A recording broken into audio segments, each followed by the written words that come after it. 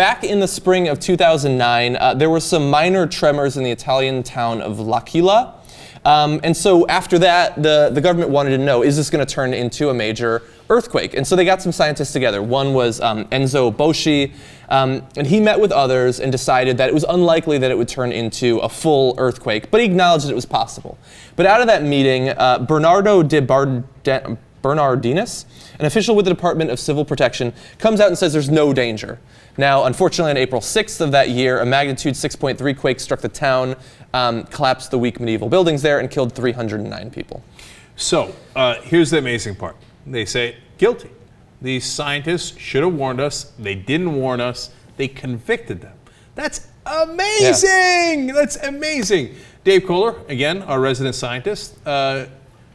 What do you think? Does this set a terrible precedent? The people who are defending this prosecution are kind of like the people who say the Civil War wasn't about slavery. Say, oh, it was about whether the states have the right to secede, or it was agrarian versus industrial society. Mm-hmm. The prosecution in this case is saying, no, we know you scientists can't predict earthquakes, but what they did wrong is that they didn't properly execute their role as risk assessors on this national commission. That's why it was 6 scientists and 1 civil servant who also got thrown in under the bus to get convicted. Oh, that's really interesting. So you think that there's some validity to the prosecution? A tiny bit, but not enough. Uh-huh. Like 5,000 scientists wrote in, I believe, saying, don't do this. Yeah. Yeah. And look, what I'm worried about, Dave, is that scientists are going to say, well, then to hell with it. I don't want to work with the government I'm at all. worried about that, too. Ultimately, it's a terrible prosecution. It wasn't they who convicted him. This wasn't a jury trial. From my reading, it was the judge. I don't know anything about this Italian judge, but he might be an ignoramus. Yeah. And he convicted him. No, but maybe this is why we have people saying hurricane's going to cause billions of dollars in damage just to cover their asses. Yeah. Well, that's true. That's a good point, too. So the civil servant who got convicted made this statement after that meeting a couple days or maybe a couple weeks before the earthquake. The scientific community tells us there is no danger because there is an ongoing discharge of energy. The situation looks favorable. That statement is totally unscientific and unjustified. I can see why the people were angry about it. No danger? No scientist would make such a statement. This was not a scientist. This was that one other dude who screwed over the scientist by making a non-scientific statement. Yeah. So to be clear, they were convicted of manslaughter. They got 6 years each. There's been a lot of outcry both before the sentencing and since it. We have a quote from Seth Stein, who's a professor of earth sciences at a university in Illinois. And he says, our ability to predict earthquake hazards is frankly lousy. Criminalizing something would only make sense if we really knew how to do this and someone did it wrong.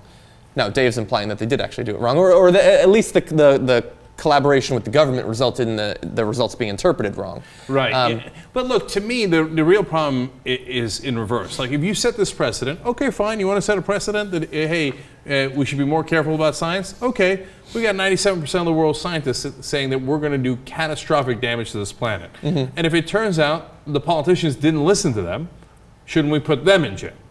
I mean, that's one earthquake, over 300 people died, which is tragic, obviously. But if we screw up this planet, shouldn't we throw every politician that never did anything about climate change in jail for costing so many more lives? Yeah.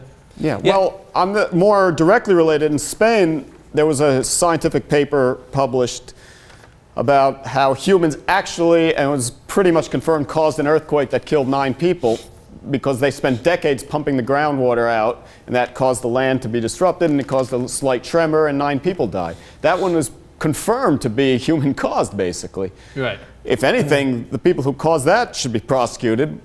And the evidence is growing that all this fracking can possibly cause small localized earthquakes too. Yeah. So there are cases where humans are causing the earthquake, not just saying the situation is favorable. Corporations do that for profit. And you think they're going to let an executive of a corporation who's doing fracking go to jail? No. Oh, you might throw scientists in jail. You ain't going to throw no corporate executive in jail.